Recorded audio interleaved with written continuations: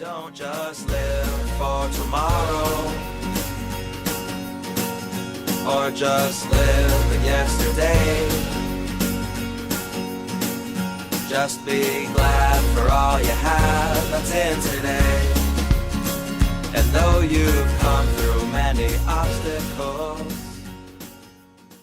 Hey everyone, Connie here, and welcome to my blind reaction to episode 5 of Close Enough.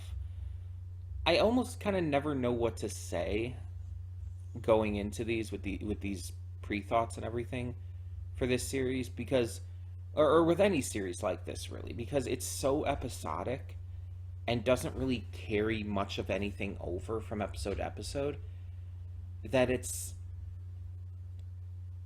one of those shows that you just, what is there to actually talk about? Like, I could mention what happened in the last episode, but what's really the point, you know? Because nothing that happened then is going to affect what happens now. You could watch these episodes out of order and not even really realize it. There might be some things that carry over, some little bits that's like, oh, that's a little continuity bit from a few episodes back or something. And maybe it'll get better in terms of that in future seasons. But for now, at least, there's been nothing to that. Mind you, we are starting the second half of the season today, because it's only 8 episodes, so episode 5 is the second half of the season. So maybe they'll start to put in a little more continuity in the second half of season 1, but I don't know. It's hard to say. With this kind of series, I just don't think they will. Really, the only kind of continuity I think we're going to get is basically like character things. Like, oh, Bridget smokes weed and loves to party and is very sexually active. It's like we're going to see that continue to be a thing, because that's just Bridget's character traits. Josh is a dumbass, but tries to be a good father and a good husband. And he falls for things way too easily. It's like, again, character traits. These are things that, yeah, of course they're going to carry over, because they're literally defining what the character is about. That's a complete different thing than, like, actual, like, continuity within a series. Now, if we saw something like Josh continuing to develop his ladder game again, that would be continuity. That would actually be something.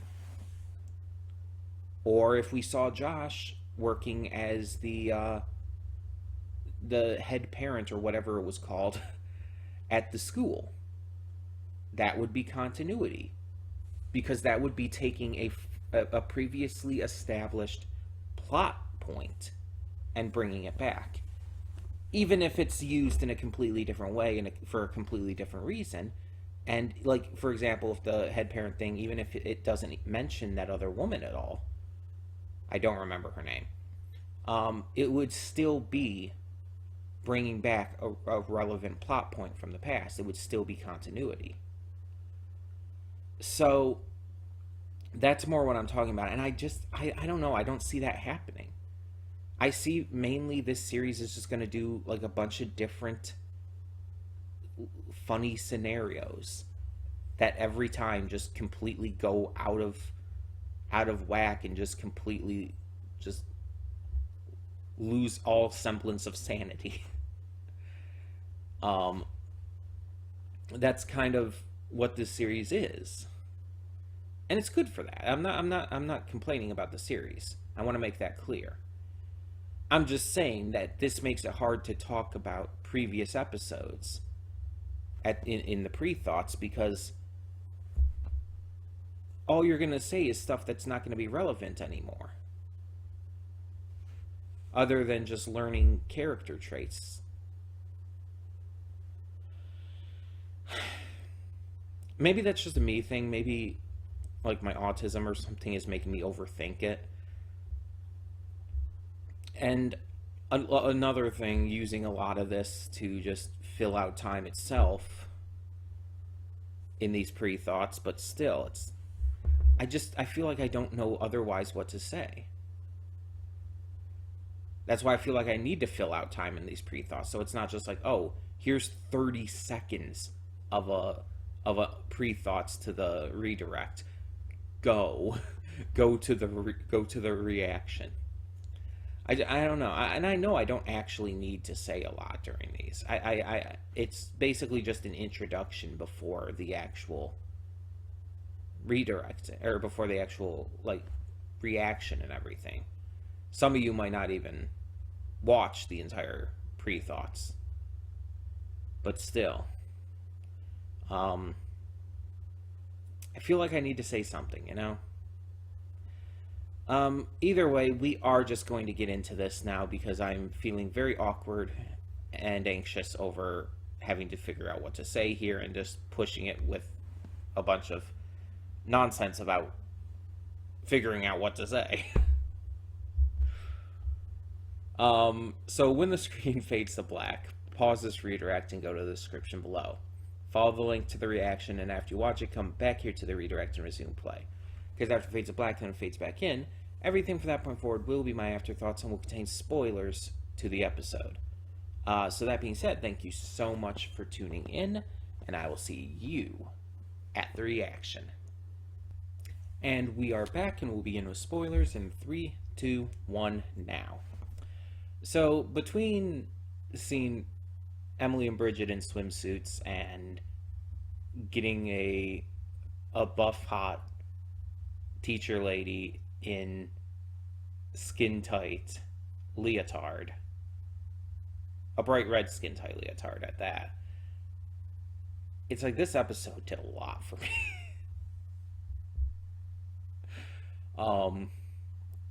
I like Bridget and Emily in swimsuits is one thing,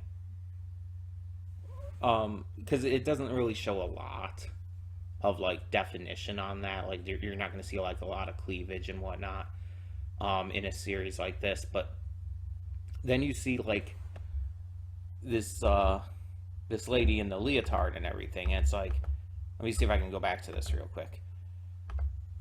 It's like the first shot you see of her is like hanging from the rings on the ceiling and everything, and just like her muscle definition is just everything.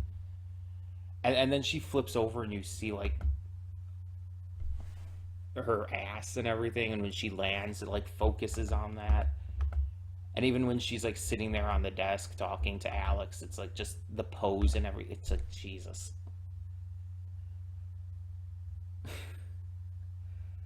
It's like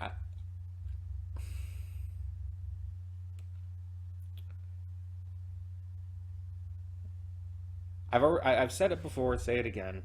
I have a thing for muscular women, okay? And it's just like, she's also genuinely drawn to be attractive too. So it's like, it is kind of checking the boxes there. But let's actually talk about the episodes.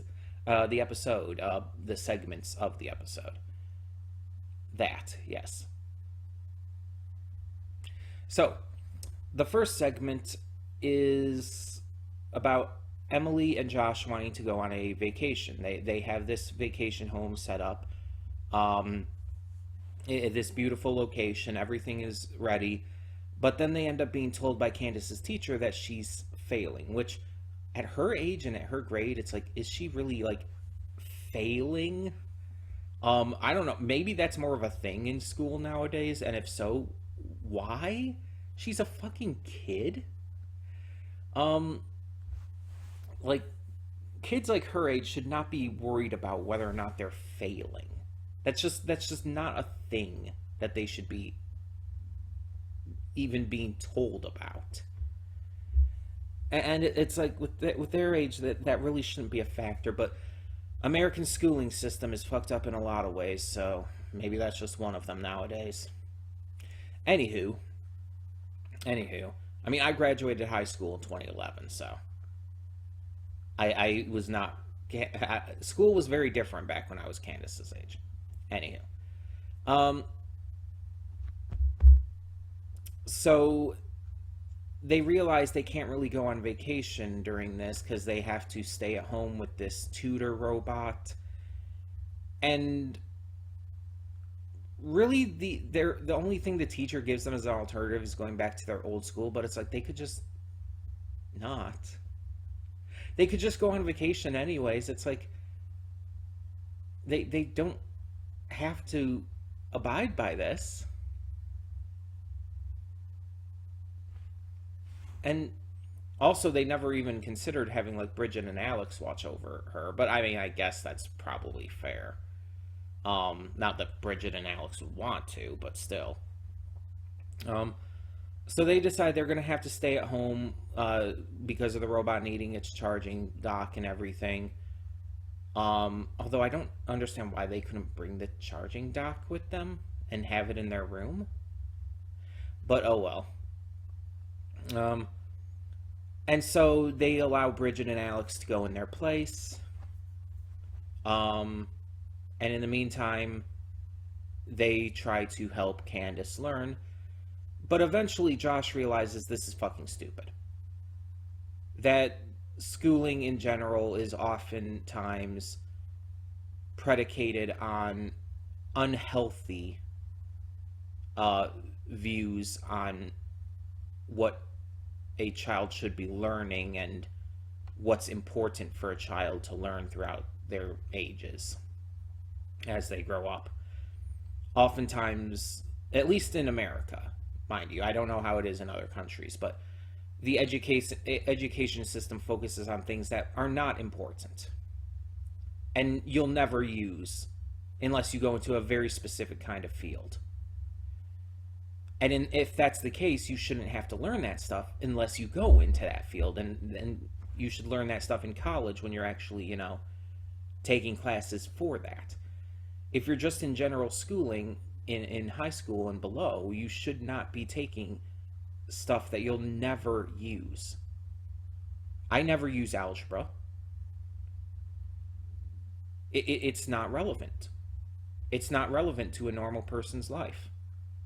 Most people I've talked to say the same thing. They never use algebra. They never use a lot of the stuff they learn. And certain things, it's like, even though you won't like necessarily use it on a regular basis, it's important to know, like history. Sure. Although the issue with that in American schools is that it's extremely revisionist. And they like to act like America are the good guys in history, when factually, historically, America are very much the bad guys. It's very revisionist and often straight up even lies about shit to make America look better.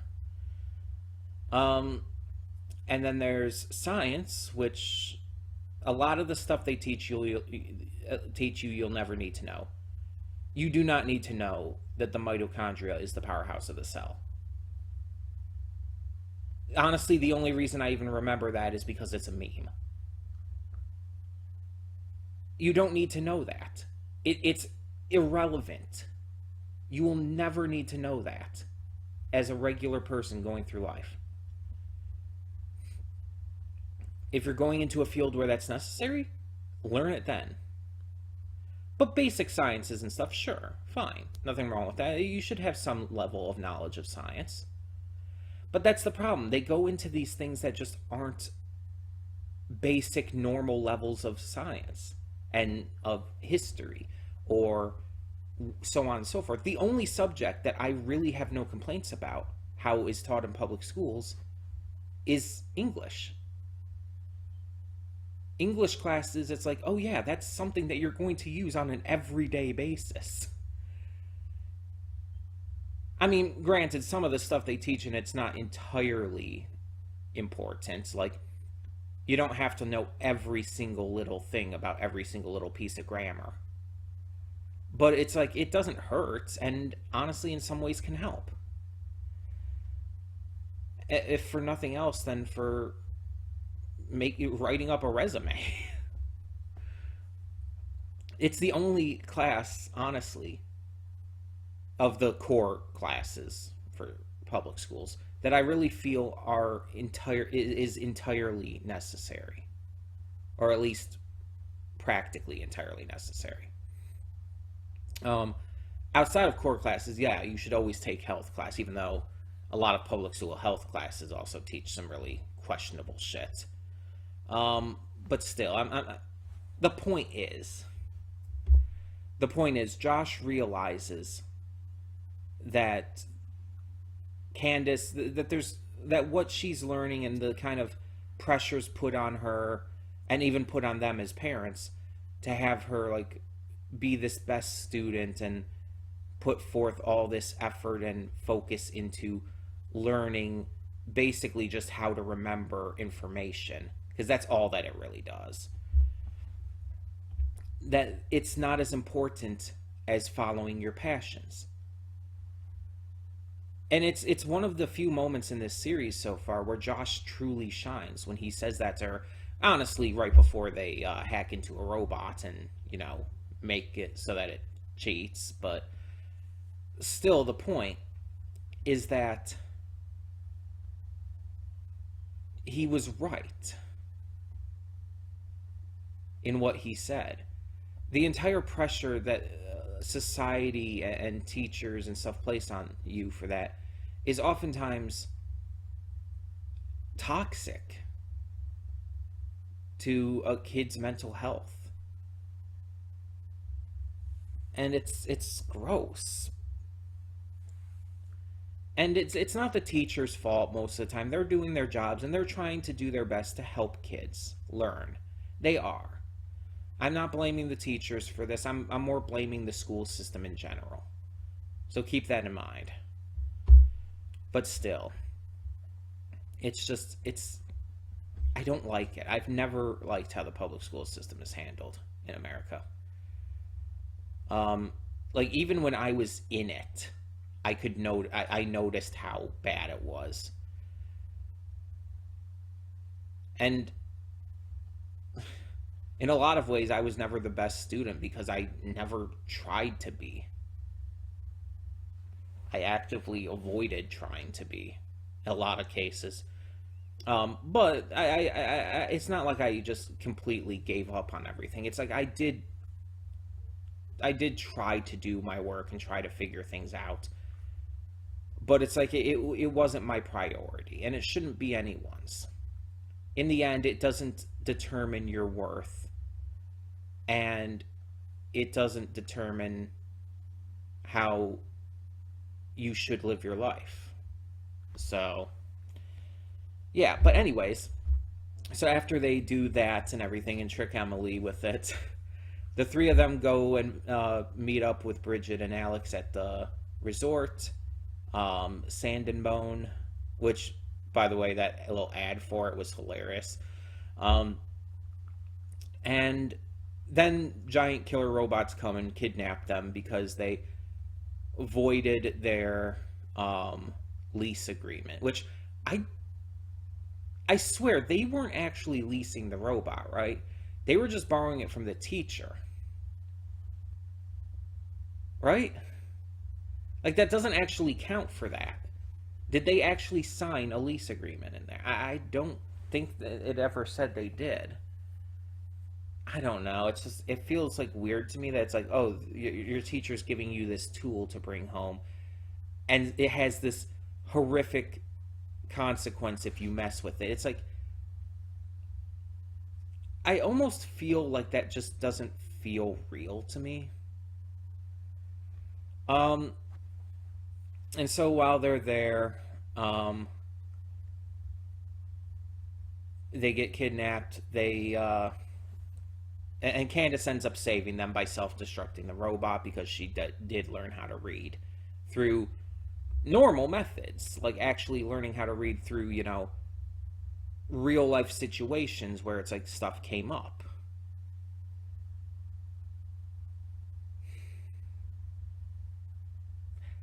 I'm sorry if I'm just being salty at the public schooling system here, but yeah. Saves them and everything. Also, there's this little side thing with with Alex and Bridget kind of realizing that they still have hang-ups from their previous marriage and everything. Even though they're divorced now, like those are still there and still haunting them. Alex is still trying. Alex is like trying to get with this other woman who's like this naturalist, this um, what would you call it? This simple living, I guess, naturalist. Um, who doesn't even use toilets and lives completely unplugged. And Bridget is just not really being there for him in a way. She's so addicted to social media, but also just kind of avoiding him, it seems like, even though like kind of one of the reasons they were excited to go was the entire thing about like divorce sex and everything, no strings attached divorce sex. um so it's like it's clear they still have their hang-ups, and I think that's a good thing to explore. And it does develop their characters a little bit. um but yeah, it was a interesting episode, but worth it because we got to see Bridget and Emily in swimsuits. um and then the second segment was focused on Alex, which is really interesting to me. Um, like Alex has mostly been a supporting character, and yeah, there was the B plot with Josh trying to finish his game, or thinking he needed to finish his game. He wasn't actually trying to finish anything. He was just reliving his young days, as it would say. Um, but it was mostly focused on Alex, which is interesting. But with the B plot for this segment, yeah, Josh reconnects with an old game design buddy of his and sees how good he's doing, so he decides he needs to try once again to finish his game Dude Bro, which apparently was really good and well liked, but he never finished it. As we find out later in the segment, there was a presentation that went really poorly.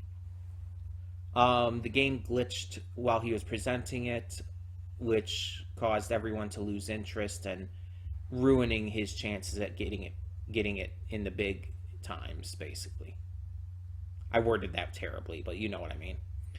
Um, it basically stopped him from being a huge name game developer, which is kind of sad. But I mean, it allowed him to meet Emily, as we see, and it's like that's really fucking cute. Like we saw, like in his depression, he went to like this bar or restaurant or whatever, and that's where he met Emily, and it ended out so well. And it's like this is actually really fucking cute. Like genuinely, not funny, not like, oh, this is like some exciting revelation or some goofy moment. No, they played it straight. They played it straight and showed that this is actually a good thing. That his failure led to something good. And not saying that you should strive to fail, like thinking it'll lead to a good thing for you. It's just saying, it's showing that in this situation, in this case, his failure did end out in a life that he can be proud of, with a family that he adores. And that's honestly beautiful. But then Alex. Let's talk about the A plot of this segment. Alex is trying to get his class at the college to basically stop treating him like shit. His students are kind of terrible to him. They completely disrespect him, and he's hating it. So he ends up seeing a fellow professor who is this gymnast woman, this hot, buff gymnast woman in a red leotard. I'm still not over it. But he sees that she's doing these gymnast stunts that basically get her students' attention and respect. he wants to try to do this too, so he tries to jump from one roof to another, ends up hurting himself.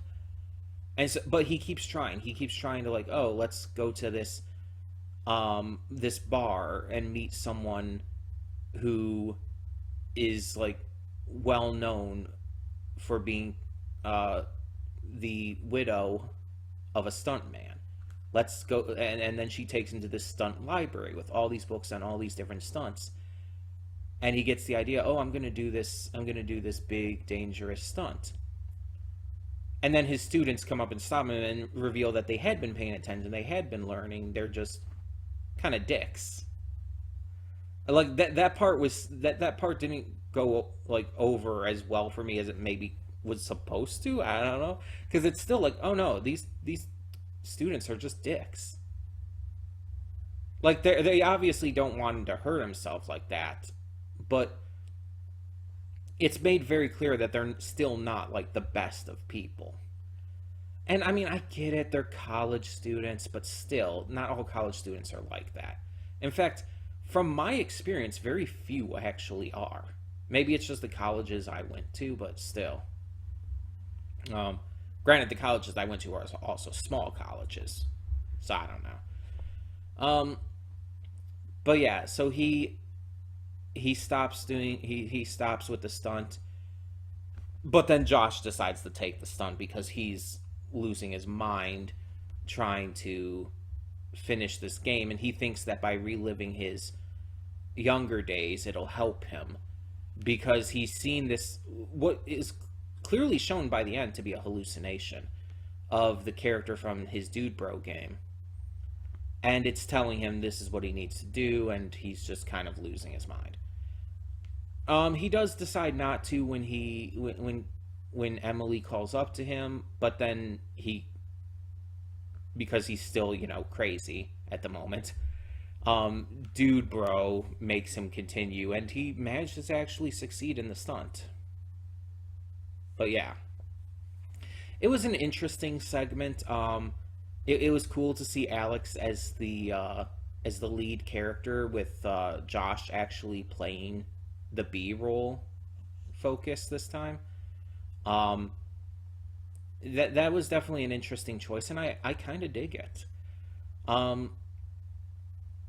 It was just, it really worked, honestly. And I would like to see episodes with, like, Bridget as the lead character too, or hell, even just Candace.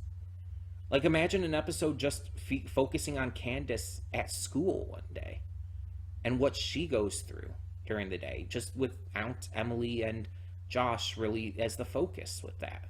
That would be interesting, would it not? I could see so many possibilities here.